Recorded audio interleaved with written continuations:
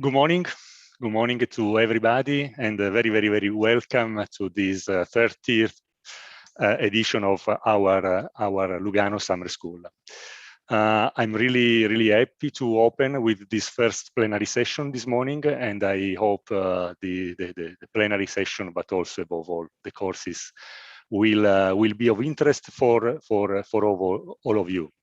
I'm Carlo De Pietro. I'm working here in Ticino as a professor at SUPSI. It's the University of Applied Sciences of Svizzera Italiana.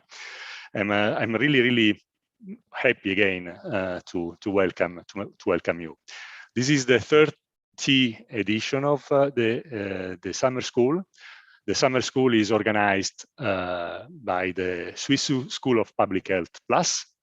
And so we have the pleasure and the honor to have as speakers this morning the director of the Swiss School of Public Health and the vice president in charge of this wonderful initiative, the Swiss School of Public Health. So I don't want to take more time because I'm really interested in listening at this long story of the summer school. The summer school has evolved very much. Needs were different. Also, the level of knowledge was different, and the public that attended the school was quite different from today. So before starting, I just invite you all to use, and very much as you can, the question and answer section of the Zoom and or the chat in order to participate to the debate. We will have 25 minutes presentation by Professor Suzanne Suggs, and then at the same time for Professor Nino Künzli.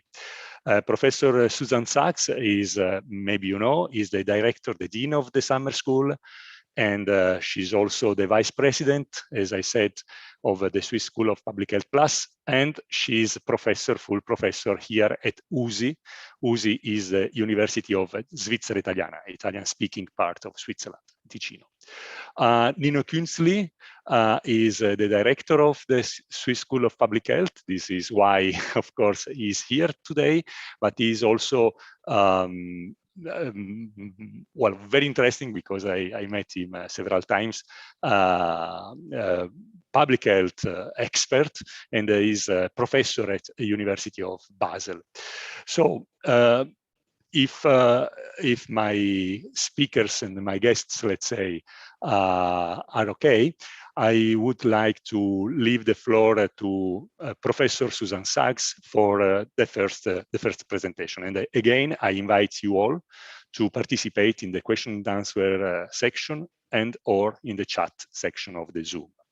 Please, Suzanne, and thank you very much. Grazie, Carlo.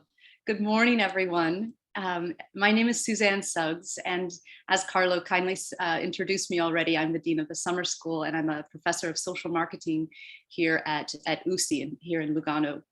And I am just thrilled to welcome you all to this 30th edition of the Summer School.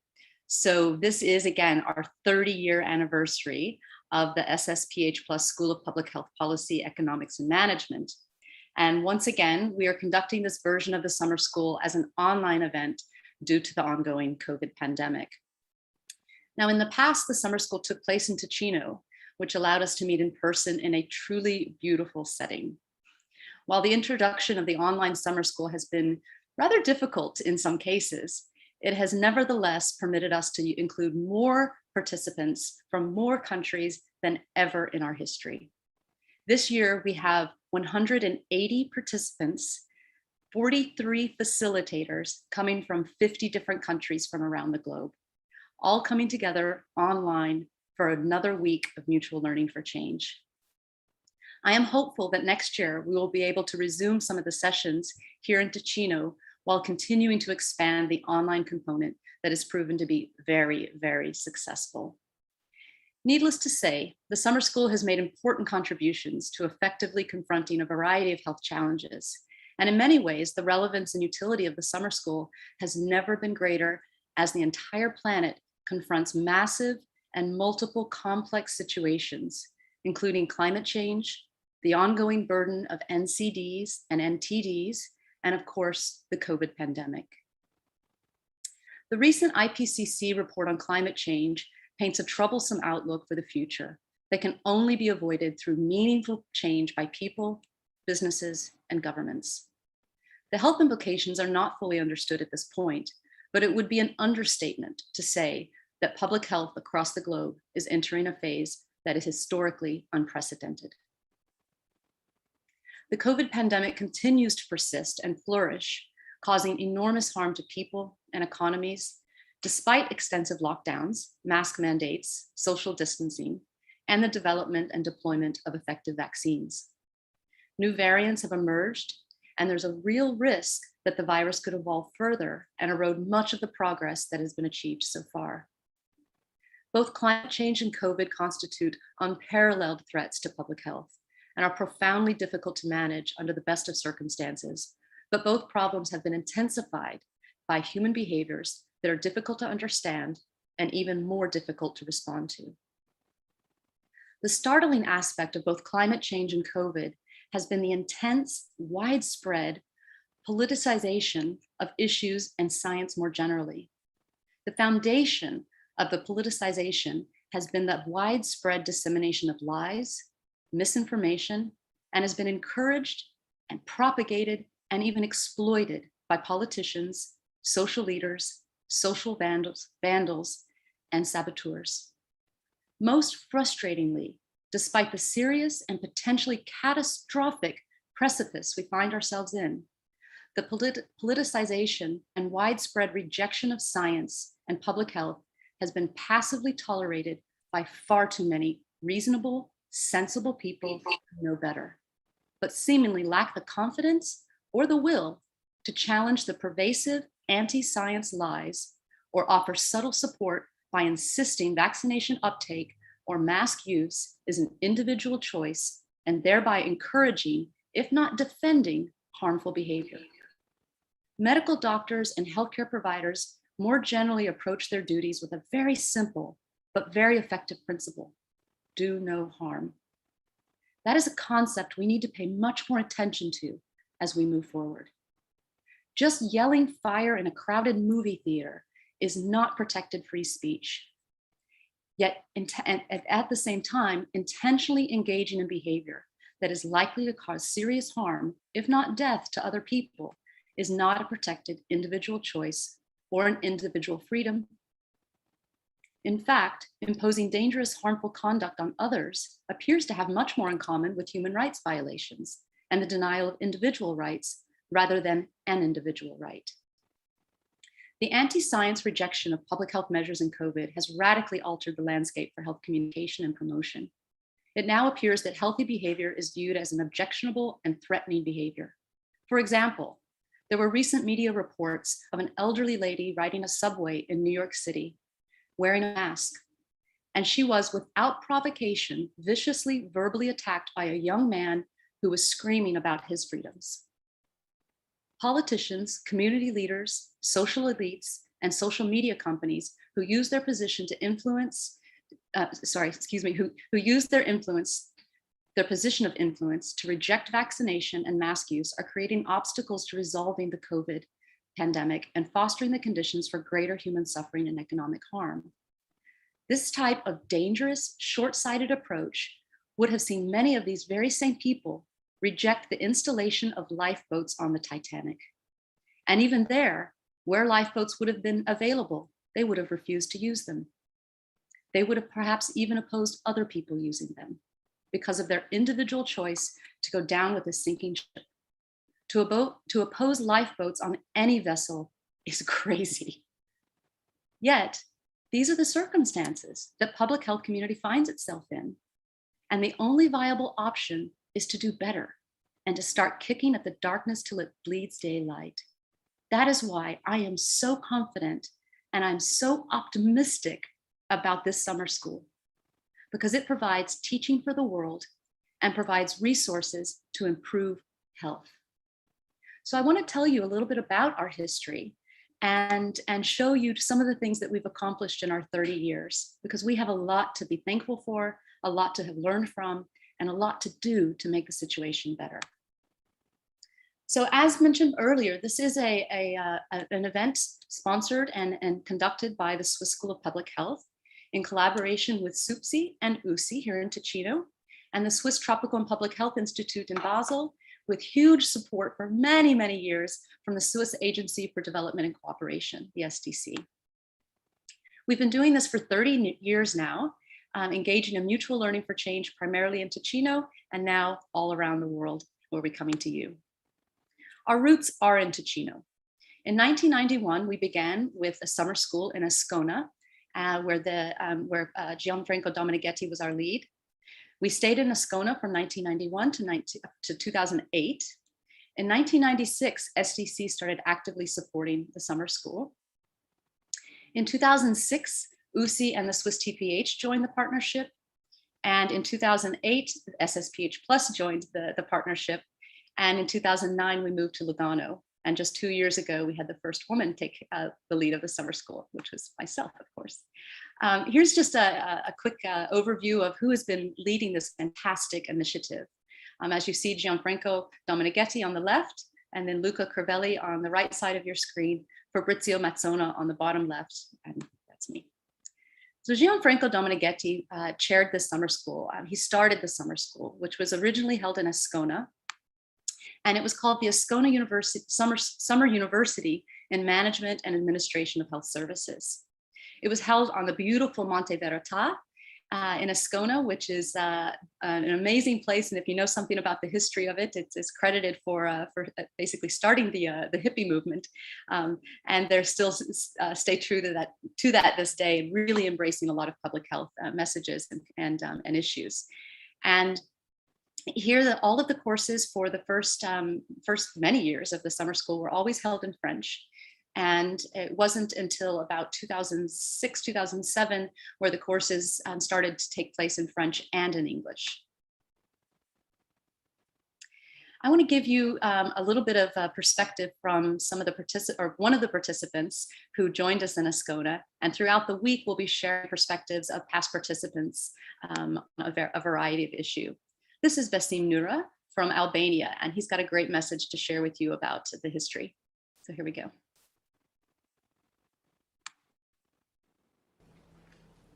Hello, everybody.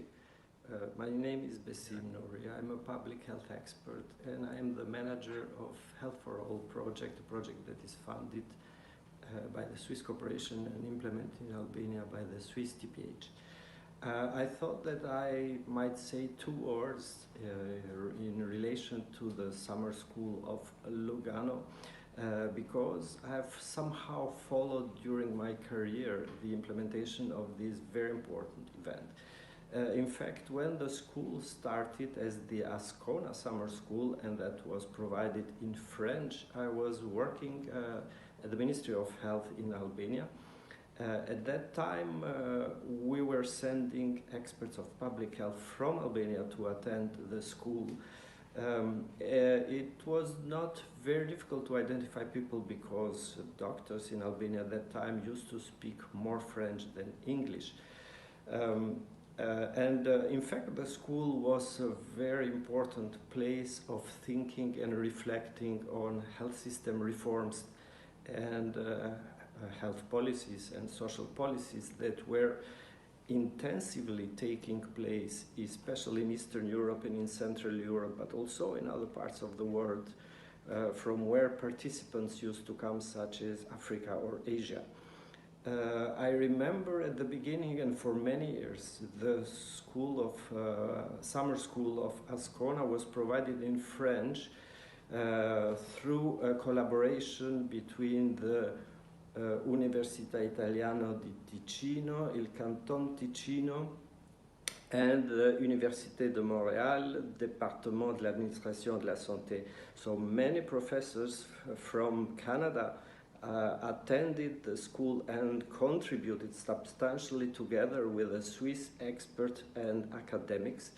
It became a mythical event, in fact, because those people were really high level.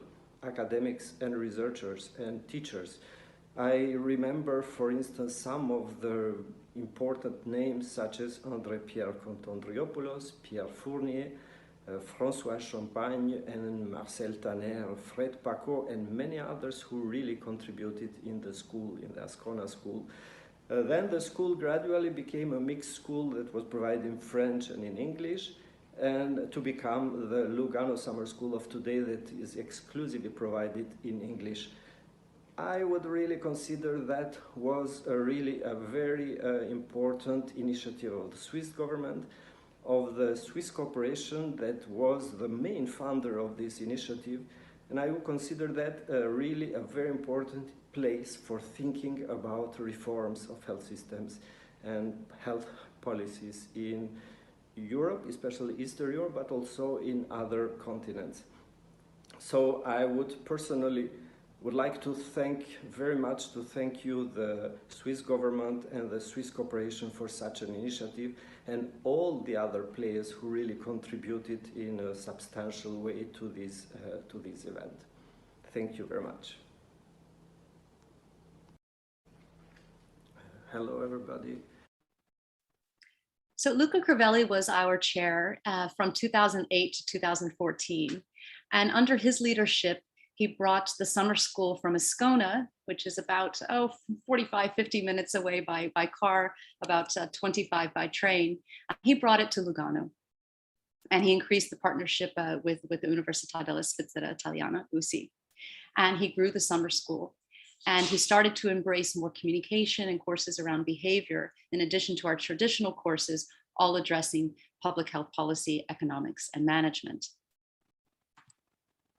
Followed by Luca was Fabrizio Mazzona, who under his leadership from 2015 to 2019 expanded the summer school so that it started to include more of an academic audience, as well as the traditional practice-based audience. And under this leadership, we expanded to include PhD students in the courses so that we could really engage in the classroom with mutual learning for change, experiencing and sharing experiences, both theoretical, research-based, and on-the-ground practice-based. So really helping to continue to help bridge the gap between theory and practice, which has long been our mission. I wanted to just show you what it used to look like 3 years ago even. Each summer school, us enjoying some time on the Monday evenings at the Lido and really engaging in mutual learning for change. Lots of activities, but it wasn't just for fun. All of our activities were designed as networking and sharing opportunities for everybody to get together and really take what they learned in the classroom and discuss how things were working on the ground in the very diverse situations that all our participants come from and work in. I took leadership last year and planned for you all to come to Lugano and enjoy a wonderful week of mutual learning for change. And then we had to change everything. And we went to an online only edition. We made the decision again to do that this year, even though we were a little bit hopeful that we might be able to come on presence. But as we know now with the pandemic situation worsening in so many countries, including Switzerland at the moment, I'm really happy that we were able to establish an online edition again and come to you where you are. Last year, we hit record numbers with 149 individuals coming from 37 countries, proving the concept of an online summer school works. While we still really value that face-to-face interaction, and we do plan to have that again, we know that coming to people where you are in your time zone is working. More and more people have joined than ever before. We're also not limited by capacity of the building locations in the mensa, the lunchroom, et cetera. So we can expand the offering to more people than we could in the past. We have a participant who joined us last year for the first time and followed one of the courses. The course on air pollution, Is Breathing Killing Us? And she's coming from Mongolia, and now she is giving a guest lecture in the same course this year. So I wanted to share a few of her thoughts with you about the summer school. I was excited to have insight into the latest developments and discussions about pressing issues directly from the decision makers. Taking the summer course validated our team's plan to create a comprehensive air pollution knowledge management platform for our country.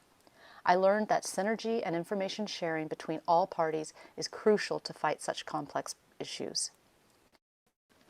Our nonprofit team designed and developed bilingual knowledge management and collaboration platform in partnership with UNICEF Mongolia, SDC, and the government of Mongolia between October 2020 and March 2021. So far, we have 40+ major air pollution stakeholders from different sectors sharing their past, current, and future projects, research papers, and latest news with each other and the public. This year, I'm excited to showcase our projects and our progress to the 2021 class and learn as much as possible to build capacity within my organization as well as the Mongolian public. So final words from my side, and then I'll turn it over to Nino Künzli. This year, we also have many sponsors who have helped to make the program what it is, whether they are sponsoring scholarships, whether they are offering a course, whether they are giving a lot of expertise outside of financial contributions. I wanted to take a moment to acknowledge the many people here that you see on the screen and thank them very much and very sincerely for offering their support for making the 30th edition such a success. This year we have 14 courses that we're offering. Some of them are traditional 3-day courses, other courses are 1 day, and we have 2 courses that are the equivalent of 1 day in time, but they're spread out over 3 days, so 2 hours each of the 3 days, allowing people who need to balance both work and learning at the same time. We have 10 plenary lectures, starting with this one, every morning at 9 o'clock and every evening at 15 o'clock local time here in Ticino. And again, these are free, open to the public, and are being live streamed on YouTube and will be available on the SSPH Plus YouTube channel later in case you missed it or if you want to see something again.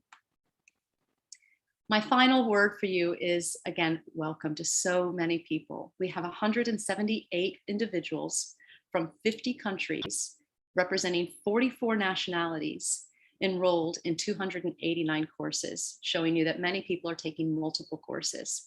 And we are, as you can see from this map, if you remember the map I showed before, we cover a much larger part of the world, and we'll continue to try to do that in our years going forward.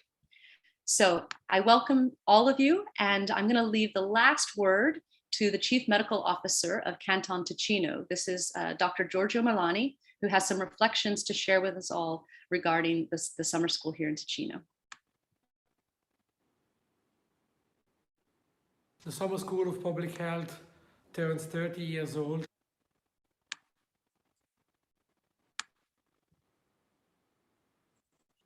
The Summer School of Public Health turns 30 years old. It's a nice achievement for public health in Switzerland. It's a very nice achievement for public health and for Ticino in general. It's the best opportunity to attend courses about public health available in Ticino, now turning 30 years old. I had the opportunity to attend myself a few times in the past. Sadly, in the last years, maybe due to the pandemic, it was not possible for everybody to attend physically, but it was possible to attend at least virtually, like I'm attending with you now. I think it's a very good opportunity to have such a high-level courses available in Ticino. It gets together people from every corner of the world, actually, but it's very nice to have a course which is bound to the territory and to diffuse the information about public health. I think 2020 and 21 showed how important public health is in many aspects. Surely about infectious diseases, we have seen what also in the 21st century an infectious disease can be as a threat and as a risk for the whole population of the whole world. But also we know public health deals with a lot of other issues which are not resolved and which are a challenge also for the future. I think mainly about environment, which is a threat for the global system, but is also a threat to the health.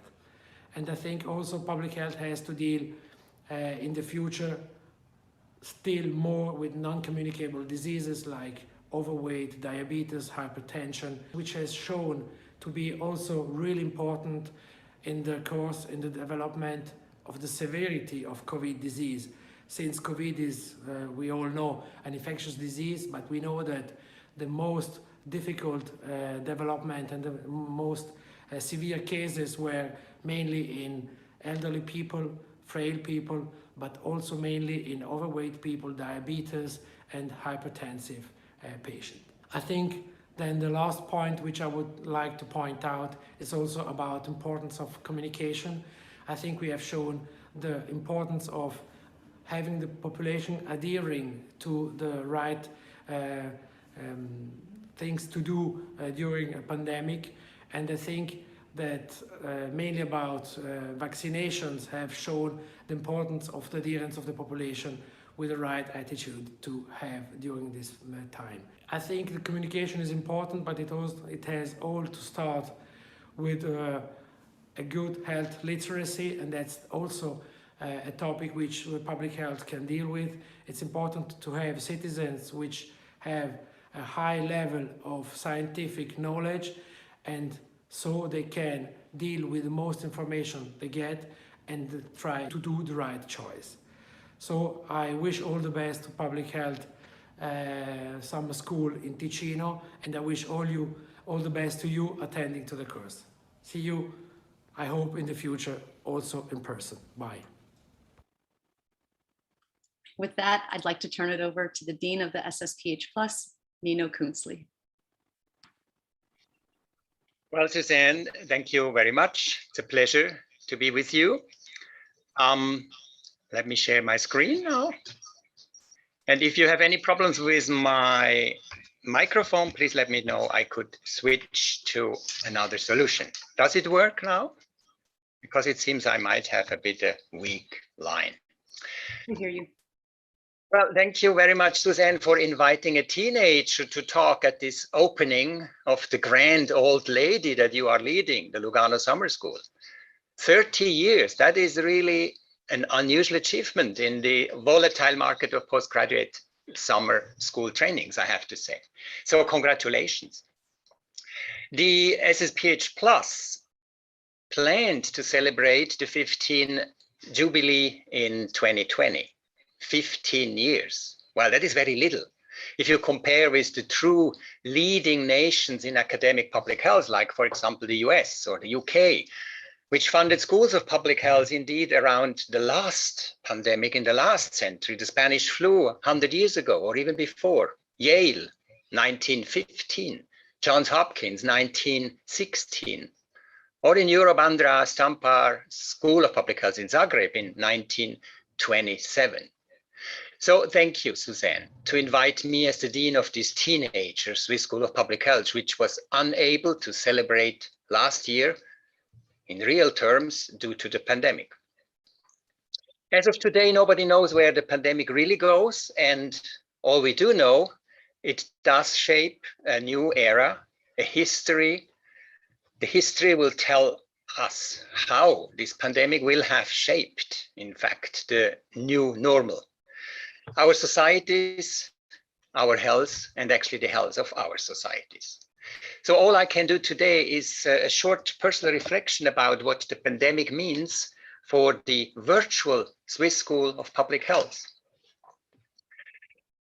But first, it is important that you do realize what the Swiss School of Public Health really is. It is a very unique model in the world of schools of public health.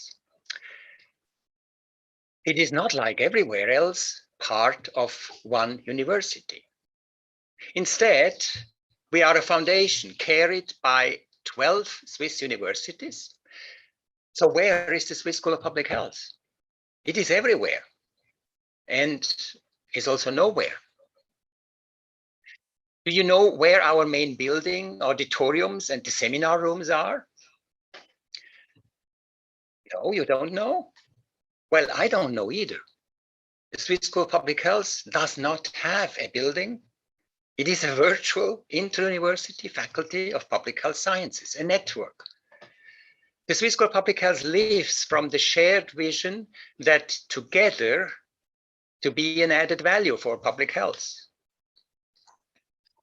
So is there a future of this model?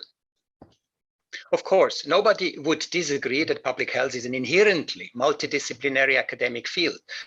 All would also confirm that none of our Swiss universities have a critical mass at home in their own institutions to represent all academic fields needed for an evidence-based public health. But these arguments alone, they are not sufficient to guarantee that SSPH Plus will celebrate its 30th anniversary as the Lugano Summer School now does. The highly competitive academic system is not by default favoring collaboration, teamwork, sharing, the vision of we, which is the central paradigm of the Swiss School of Public Health.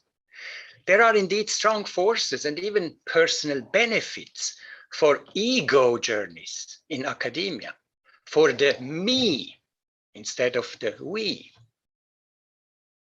So why would I nevertheless be very optimistic about the future of the we network, of this virtual SSPH Plus? I believe that we learned a strong lesson in the pandemic about the need to leave our ivory towers of expertism in search of the bigger picture. We learned to be humble and to accept that none of us as a scientist or as a single institute or university can bring all the expertise that we need to foster science-based public health, not only in the epidemic. Yes, it is very easy to know everything about the mechanisms and advantages of a vaccine. But does that help to nudge the public to really go for vaccinations? We all know it's not sufficient.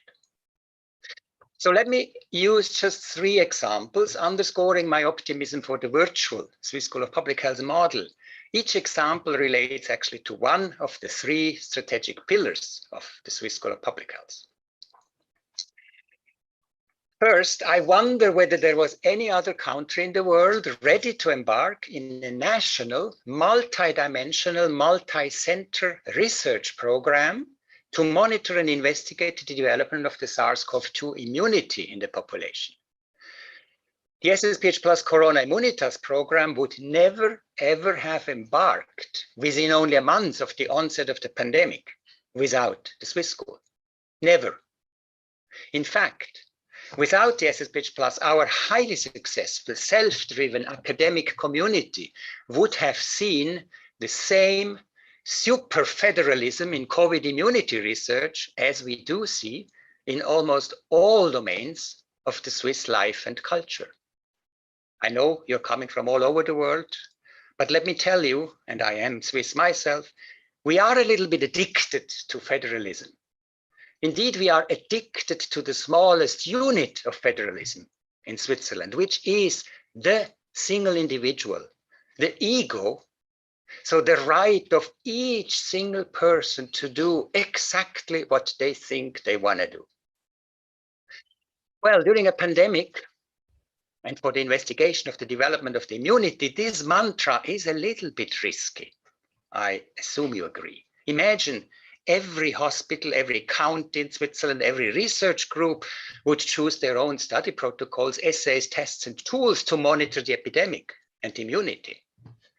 That's really not how you win the Public Health Science Nobel Prize, if there was one.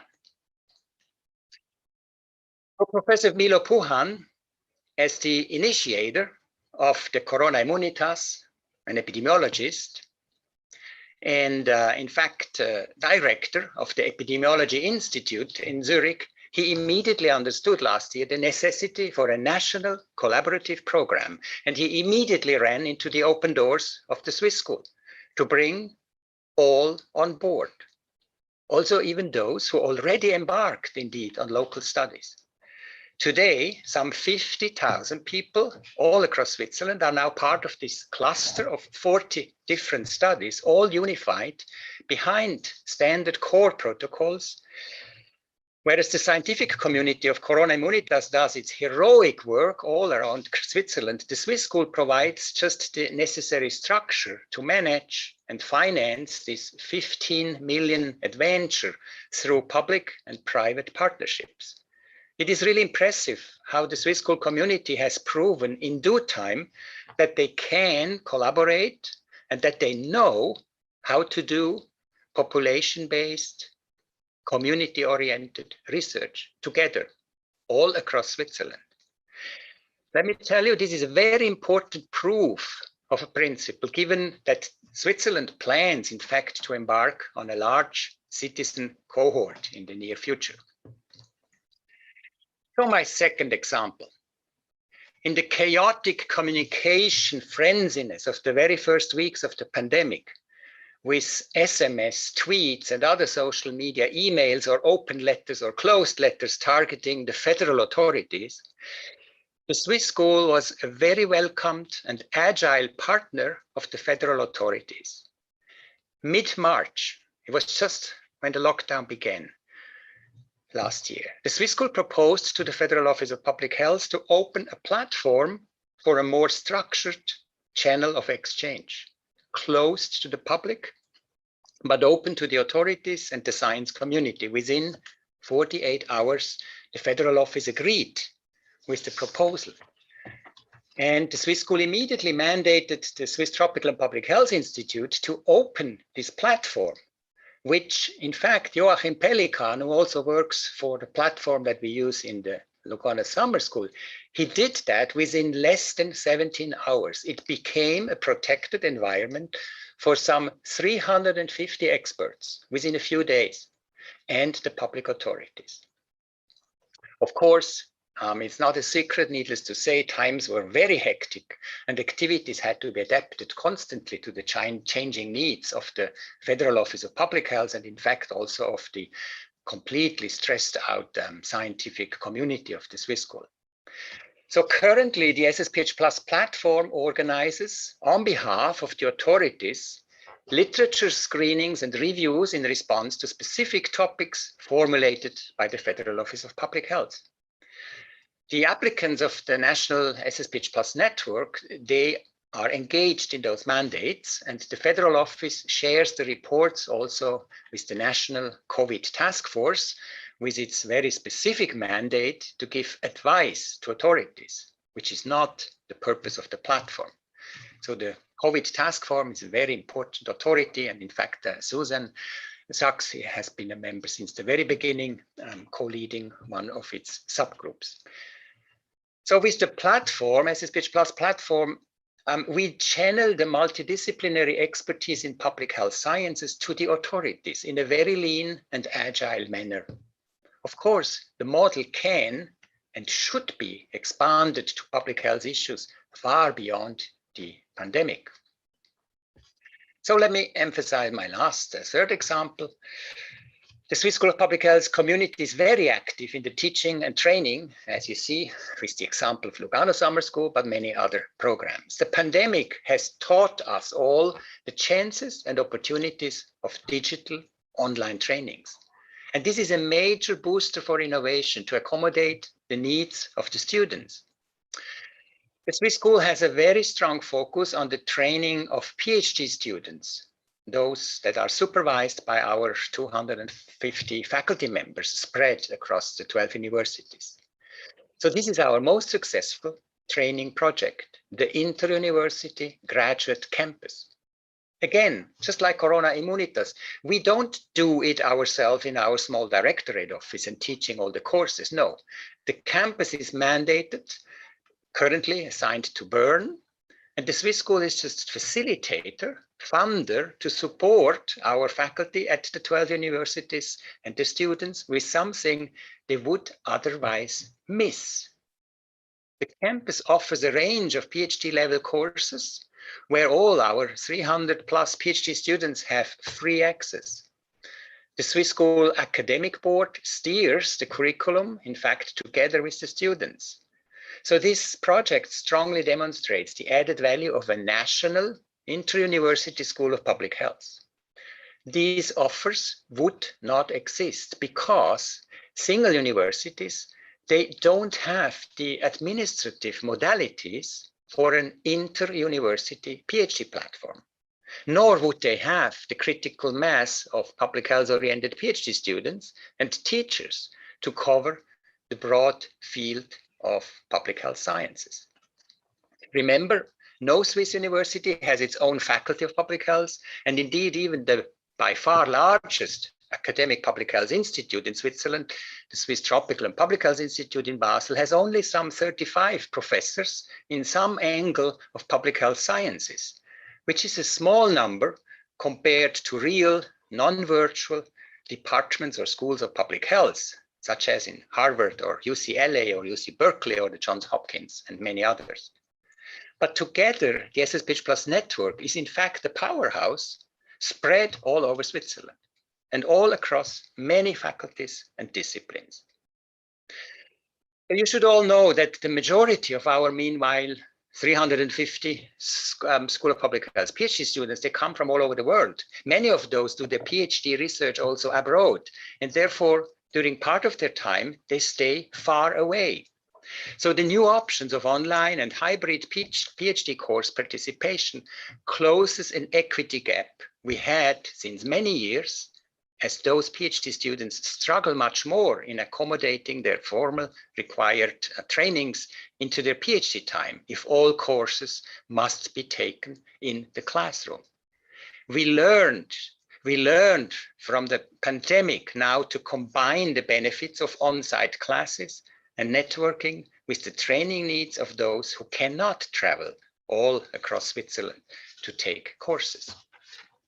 So let me indeed welcome the many PhD students that are joining also this year, the Lugano Summer School. Of course, as the Dean of the Swiss School of Public Health, it's my obligation to tell you positive stories and spread optimism about the future of the Swiss School. But are there threats, as mentioned in my title? Threats of such a virtual school? Of course, there are, and we must face those. We must have solutions. Let me emphasize only 3 threats. The biggest threat would be the ending of core funding. The core budget to be covered by the 12 universities is still real money.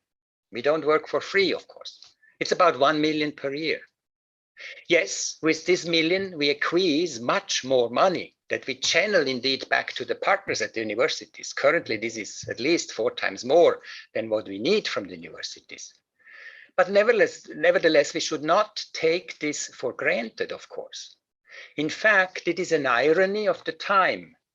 On one side, academics would all agree, and more than ever since COVID, that public health sciences need strong collaborations all across universities. However, on the other side, as universities have become manic and often panic with rankings, being Shanghai ranking or any others, universities have become, and that's true in Switzerland as well, increasingly focused on profiling themselves rather than a common good, such an SSPH Plus network, shared by meanwhile 12 universities.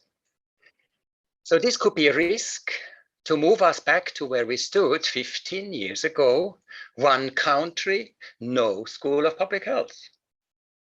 Second, this brings me to a second threat. Like universities, some institutes or even single professors might not necessarily see the benefit of an inter-university structure like the Swiss School.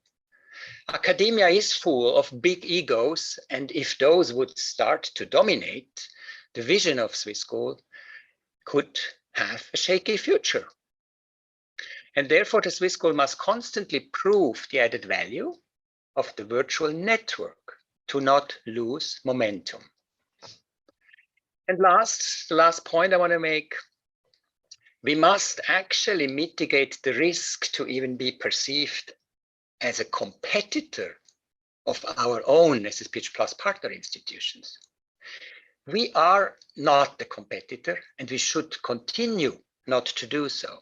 Our value is to be a facilitator, a coach, an intermediary among the academic public health community to make sure the multidisciplinary voice of public health sciences is getting stronger in Switzerland, is heard and influential. So we want to facilitate, in fact, the voice of our institutes rather than of the Swiss school itself. That is a balancing act, as you can imagine. But honestly, I am and I remain an optimist. And I really think the pandemic brought opportunities and benefits of the virtual Swiss School of Public Health to the surface rather than the threats. The vast majority of our public health science community knows very well that we must work together to foster the health of the public locally, nationally, and globally. And therefore, I am convinced, Suzanne, the Swiss School will once celebrate 30 years, just as you do today, with the Lugano Summer School that you are so wonderfully leading. Thank you very much, Suzanne, and back to Carlo. Thank you very much, Nino, and also thank you, Suzanne, for your brilliant presentations. I just ask people that are attending this first plenary session to give us some input or to ask something to our speakers. By my side, I have to say that I was there. I was in Ascona many years ago. And also for myself, it was really an occasion. This is not a rhetorical statement to share ideas with people coming from so many countries in the world. That was something quite rare at that time. Nowadays, it's much more common, and of course, facilitated also from this wonderful IT progress that we have seen so far.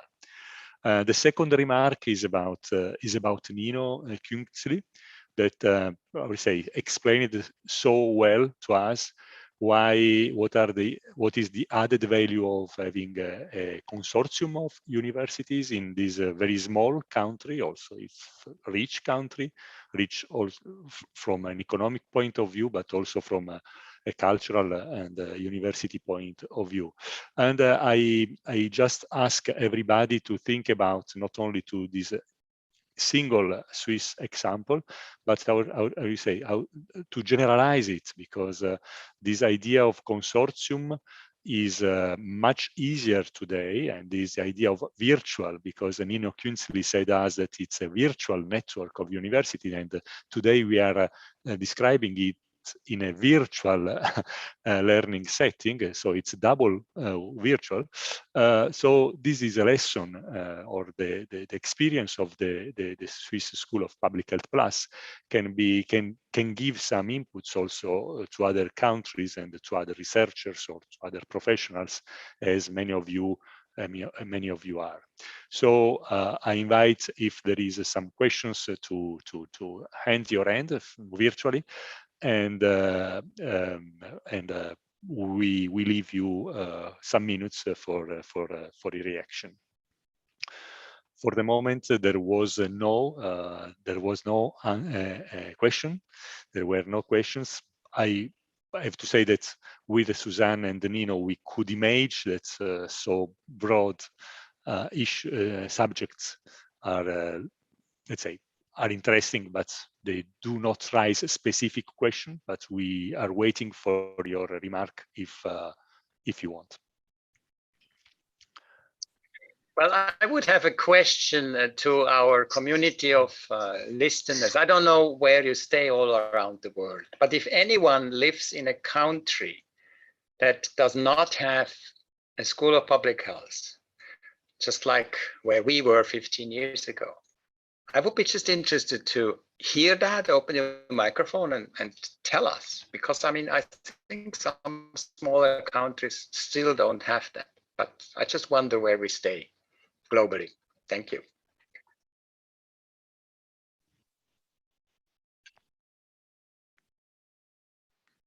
Or maybe people cannot open the microphone, is that right? Maybe they just have to use the chat. I don't know the technological solution.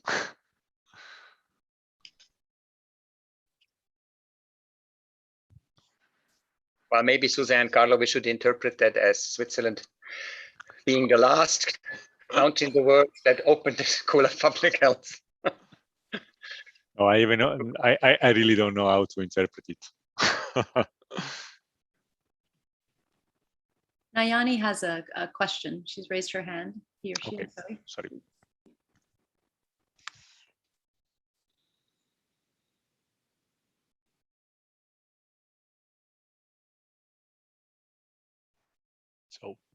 So I don't see any specific question, Suzanne, isn't it?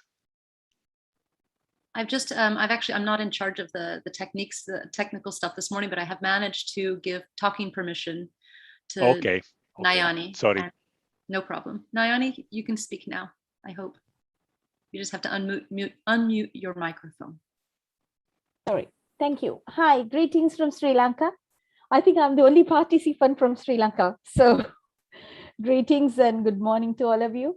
Actually, what Professor Nino said, we don't have a public health school in Sri Lanka.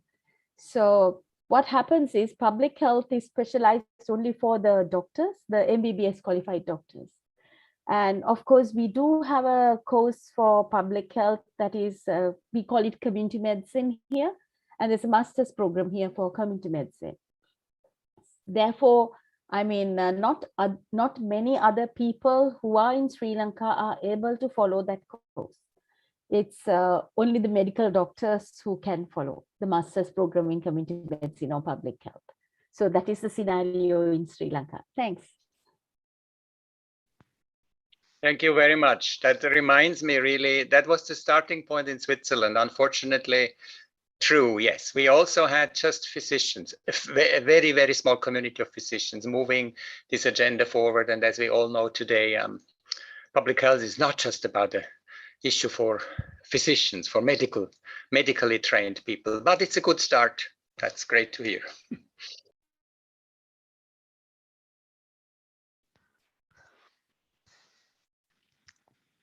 So if there is some other comments or remarks or questions, very, very welcome. We just leave 1 minute to you.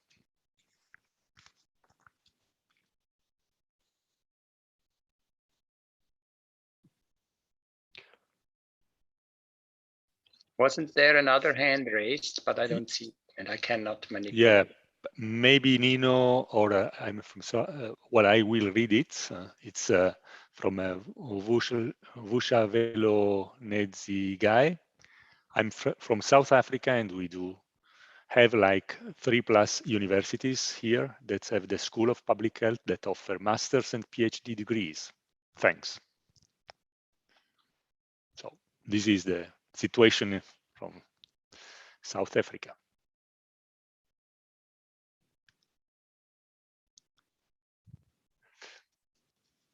Okay, this is a very good remark, and the question of that Nino Künzli posed us is interesting. Just to add a very short view from my side. Me too, I'm Italian as an origin.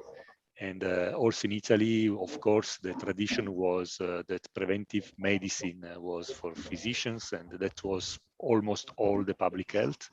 In the very last years, there was a movement to open up a little bit, both in terms of disciplines, let's say formal backgrounds, so, and also in terms of other research centers in the universities that were not only based in the medicine faculty, but also in other social sciences or other science disciplines. We have another hand. I see Natalie Jean-Baptiste. Maybe Hi, please. Yeah, good morning to you all, and special thank you to Suzanne and to Nino for their wonderful presentation. That question is maybe perhaps for both of you. In your presentation, I sense the necessity to, as you said, Nino, to address the public health issue that we have as a we. And Suzanne, you mentioned that there are several forces in exploitation that happened, and that forces us or has asked the scientific community to address and to react against questions of the vaccine and how do we handle the COVID situation. And you mentioned the I versus the we in the network, and perhaps the benefit of looking at a certain issue, or particularly public health, from a we perspective. So I just wanted both of you to maybe expand a little bit on that we, and how do you think moving forward it will look like, particularly in the frame of the public health and the Lugano Summer School. I don't know, Is Suzanne, that too big of a question? Yeah, Natalie, thanks a lot. Suzanne, did you want to start? Should I? Go ahead, Nino, you've got the mic. I'll take it after you. Well, Natalie, of course, this is a very broad discussion, and I just made a few examples where I think the we is the obvious winner. It's just, as mentioned, the structures that we are in, and that is true not only in academia, it's actually all the structures around us are very much or very often favoring the me. I mean, we have realized that even during the pandemic in a system like a federal office, I mean, there are many different offices in the Federal Office of Public Health, and each of them have their agendas and their needs to be profile themselves and things like that. So this is kind of all over, but I still think this vision of we must push it. And I think health is for so many people so clearly now something that touches to so many fields that I'm really optimistic that we will do better in the future than what we did in the past, which doesn't mean we are done yet. Yeah. So I don't know, Suzanne, whether you have more concrete propositions how to move. Thanks, Nino. And Natalie, thank you very much for the question. I just want I posted in the chat for all of those listening. Natalie is our speaker on Wednesday morning, and she's coming to us from Julius Baer Foundation, and she's going to be speaking about wealth inequalities and health. And so I invite you to join us on Wednesday morning for what I know will be a very stimulating discussion. Regarding your point, Natalie, I've also long struggled with the we versus me. A few years ago, I gave a talk called The Great and Powerful I.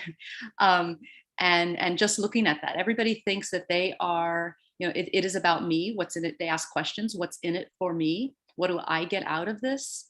And while I understand that, and we should all ask those questions, when it comes to having a prosperous society and surviving on this planet, we have to look at the collective good. We don't have a choice. Without thinking about both self and others, then we are doomed to fail. I think one of the most vivid examples comes from climate change, where companies and individuals, but individuals, cannot bear the brunt of this problem, have thought about what's in it for me, and the bottom line being profits, as we have seen throughout the COVID pandemic. What's in it for me in political decision making, whether that's being reelected, whether that's getting financial donations. We have seen governments across the globe feel very empowered to forget what their job is, which is to protect the citizens, and they've thought about themselves only. So it's incredibly important. I am a very optimistic person, but I am very concerned at what I see right now, with too much focus on me, forgetting that we impacts me. And as you've seen very clearly with the COVID pandemic, people have a very misguided understanding of the definition of individual rights and of freedom. If we don't combat this virus, if we don't control this virus, then me and you, every individual, suffers. We have to think about the we. And I think that to do that, to get to that point, we need leaders who are courageous, who are brave, and are ready and willing to do their job at looking at society. Because after all public health is political, and political issues affect all of us. So we need politicians who are brave and are driven and do not give in to powers and pressures from different parties, et cetera, but they think about their constituencies, which is we. And if we can get there, then I'm really optimistic again. Maybe Natalie, given that we are running the Lugano Summer School and actually given your own visions also about training and education, let me emphasize a point where Lugano Summer School itself actually is an example of trying very hard together with STC to achieve this we, because of course there is a we and me also on the global level. And I mean, the wealthy countries, of course, they can afford to go to such trainings like Lugano Summer School. But we believe that also this training must be a mutual learning of change. So it is a we together, and we can only do that if we have students from different settings, from low-income countries, from high-income countries to exchange. And that is only possible with funding like what the STC does since many years. I mean, it would be absolutely impossible for people around the world to travel to Lugano to join this summer school. And nevertheless, every year we had some 30 to 40 people from all over the world. And that is exactly an example of the we. And of course, we are very confident that this will continue in the future, because without that, it will become a me summer school with the rich people joining in Lugano and online, because even online, it's not for free. So I thank you very, very much, everybody. I just want to say that there were two other comments on the chat. I'm from Kosovo, Merita Sheu. I'm from Kosovo, and we don't have School of Public Health, and similar, Dalibor Miolcic, from Bosnia and Herzegovina. There is no public health school in Bosnia and Herzegovina, but there is a PhD program on medical faculties, but only for medicine students, as I know. So I think that we can close this session, and I really thank you, of course, Suzanne, Suggs, and Nino Künzli, but above all, you all. And I wish everyone a very good day, a very good week, a very interesting week. And also I invite you all to the next plenary this afternoon at 5 p.m. So I think and I hope to meet you online again this afternoon. Thank you very much. Arrivederci.